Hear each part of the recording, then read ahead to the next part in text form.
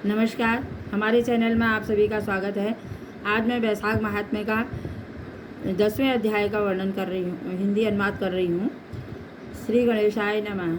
मैथिली कहने लगे कि ब्राह्मण, आपने कामदेव और रति का वर्णन किया और उनकी अश्विनी सहन व्रत कथा को धारण करने की कथा आपने हमको नहीं बताई, इसलिए आप कृपा करके बताइए कि इस व्रत को किसी विधि से किया जाए, जिसमें क्या दान करना चाहिए और इसका क्या फल होता है।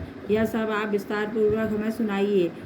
यह वार्ता सुनकर श्रुतिदेव कहने लगे कि यह अश्विनी शयन नामक व्रत पापों का नाश करने वाला है। इसका विधान पहले श्री हरि ने लक्ष्मण से कहा था, वह सब मैं तुमको सुनाता हूँ। इस व्रत के करने से श्री लक्ष्मीपति भगवान विष्णु प्रसन्न हो जाते हैं। इस पापनाशक व्रत को किए बिना जो गृहस्थ में धर्म में प्रवेश करते हैं, उनका सब कर्म निष्फल हो जाता है। श्रावण शुक्ला द्वितीय को यह इस व्रत को धारण करना चाहिए। चातुर्मास में हविष्वान भोजन करना चाहिए तथा श्री लक्ष्मी नारायण का पूजन करें। चातुर्मास से व्यतीत हो जाने पर विधिपूर्वक इसका पालन करना चाहिए। किसी ब्राह्मण को जूते दें, सोने चांदी की मनोहर मूर्ति बनावें, पीताम्बर से भी उनको शोभित करें। सदैव पुष्प और सुगंधित द्रव्यों का से उनका पूजन करें। फिर ब्राह्मणों को सैयादान वस्त्र दान करके भोजन कराएं। ब्राह्मण और ब्राह्मणी दोनों को संग भोजन करा के दक्षिणा देवें। इस प्रकार 4 मास तक पूजन करें। मार्गशीर्ष मास में भी विधिवत इसी तरह का भगवान का पूजन करें, रुक्मणी सहित ध्यान करें। ऐसे ही चैत्र से 4 मास तक हरि विष्णु का पूजन करें। जिनको सनकादि ऋषिगण पूजते हैं, उस भगवान की स्तुति करें और इस व्रत को आषाढ़ शुक्ला द्वितीय को समाप्त कर देवें। ओम नमो नारायण इस मंत्र का हवन करें। चैत्रादि मास में पुरुष सूक्त से हवन करें। मार्गशीर्ष मास में विष्णु गायत्री नारायण मध्य इस मंत्र से हवन करें। पंचामृत से स्नान करावें। खीर घृत मालपुआ का भोग लगावें। पहले लक्ष्मी नारायण का स्नान करावें। बीच में श्री कृष्ण महाराज को उसकी सोने की प्रतिमा दें। अंत में वराह भगवान की चांदी की प्रतिमा दें। फिर ऊपर कही गई प्रतिमाओं को वस्त्र और अलंकार से सुशोभित करके ब्राह्मण को दे दें और सैया का संकल्प करें। इस तरह विधिवत श्री लक्ष्मी नारायण का पूजन करें। कासे के पात्र सहित यह सब चीज़ें दक्षिणा सहित किसी योग्य कुटुंबी वैष्णवी ब्राह्मण को दें और भगवान से प्रार्थना करें कि हे भगवान, जैसे आपकी सैया श्री लक्ष्मी जी से अशून्य है, वैसे ही मेरी सैया भी अशून्य रहे। फिर उनसे भोजन करा लें और आप भी भोजन कर लें। इस व्रत को पुरुष अवश्य सौभाग्यशाली स्त्री और विधवा अशून्य से निमित्त धारण करें।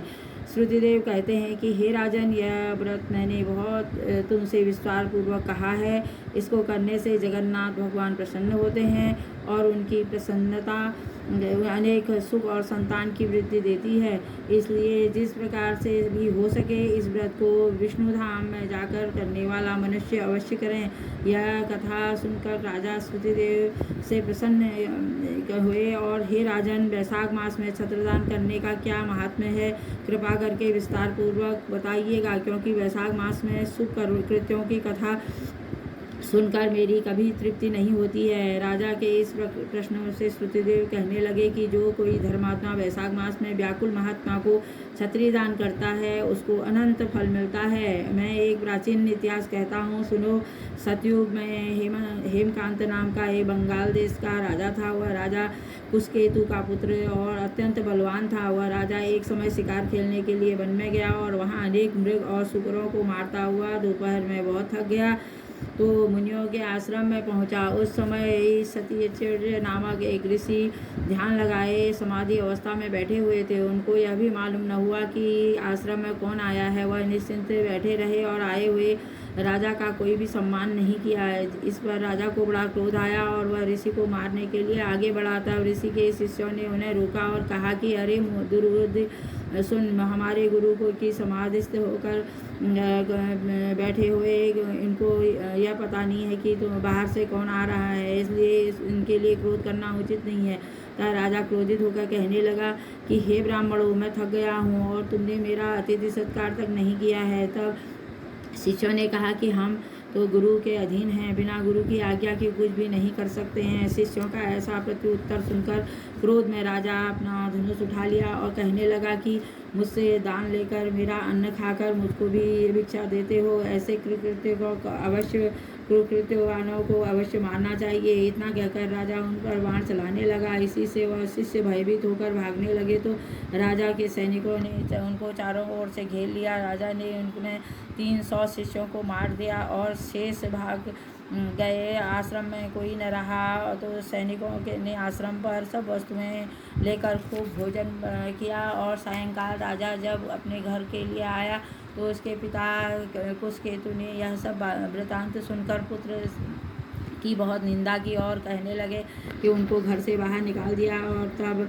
पिता ने उन्हें त्याग दिया और राजा हेमकांत वन में चले गए। तो वह अत्यंत व्याकुल होकर इधर उधर फिरने लगे और ब्रह्म हत्या उसे सताने लगी। इस प्रकार उस दुरात्मा को फेरते हुए 28 वर्ष बीत गए। एक दिन रात त्रित नाम के एक ऋषि वैशाख मास में तीर्थ यात्रा करते हुए उस वन में आए और धूप से व्याकुल होकर मूर्छित खाकर पृथ्वी पर गिर गए। और देवयोग से हेमकांत ने ऋषि को मूर्छा खाकर गिरते हुए देख लिया और उसके मन में बड़ी दया उत्पन्न हुई।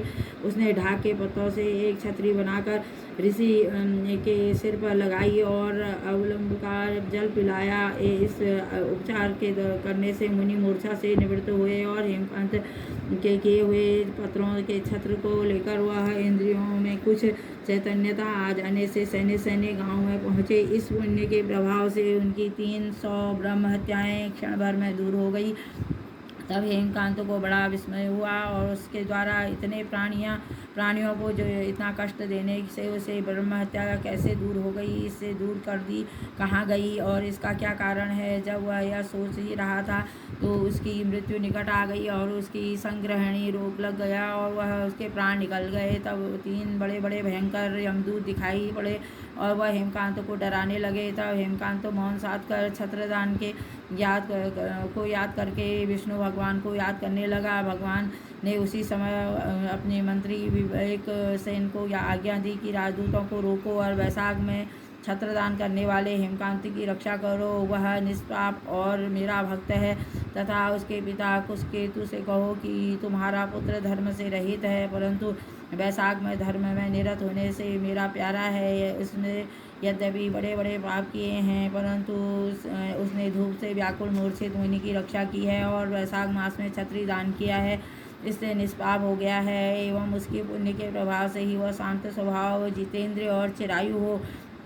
अब वह सब गुणों में तथा वीरता में तुम्हारे समान हो गया है। अब उसको राज्य का भार सौंप दो क्योंकि वह यह बड़ा बलवान है। विवेक से इन यमदूतों को भगाकर हेमकांत के पास पहुंचा और उसके शरीर पर हाथ रखा। भगवान के पार्षद के स्पर्श करने से उसके सब रोगों क्षण भर में दूर हो गए। फिर विवेकसेन हेमकांत को अपने साथ लेकर उनके पिता के नगर आ गया और उनको देखकर कुशकेतु अत्यंत आश्चर्य में पड़ गया। भगवान के पापी को देखकर बड़ी श्रद्धा से भगवान के पार्षद को देखकर बड़ी श्रद्धा से उनके पैरों में गिर पड़ा और दंडवत कर अपने एक ग्रह के अंदर ले गया। फिर उसने अनेक प्रकार से स्तोत्रों से उनकी स्तुति की और विधिवत पूजन किया। विवेकसेन ने जो कुछ भगवान को आज्ञा की सब कुशकेतु को सुना दी। कुशकेतु भी अपने पुत्र को सिंहासन पर बैठाकर विश्वसेन की आज्ञा अनुसार अपनी स्त्री सहित तप करने वन में चला गया और विवेकसेन हेमकांत को समझाकर तथा धन्यवाद देकर श्वेत द्वीप को चला गया। तब वे हेमकांत प्रतिवर्ष वैशाख मास में ऐसे धर्मों को करता जिससे विष्णु भगवान प्रसन्न हो। हेमकांत सब जीवों पर दयालु, यज्ञों में दीक्षित और सपत्नियों से युक्त, पुत्र पौत्रादियों से संपन्न। इसलिए वैशाख के धर्मों में अधिक कोई धर्म पाप रूपी ईंधन को जलाने के लिए अग्नि के समान नहीं है। यह अत्यंत सुलभ धर्म अर्थ, काम और मोक्ष देने वाला है। इस प्रकार वैशाख महात्म्य का 10वां अध्याय तत्सत।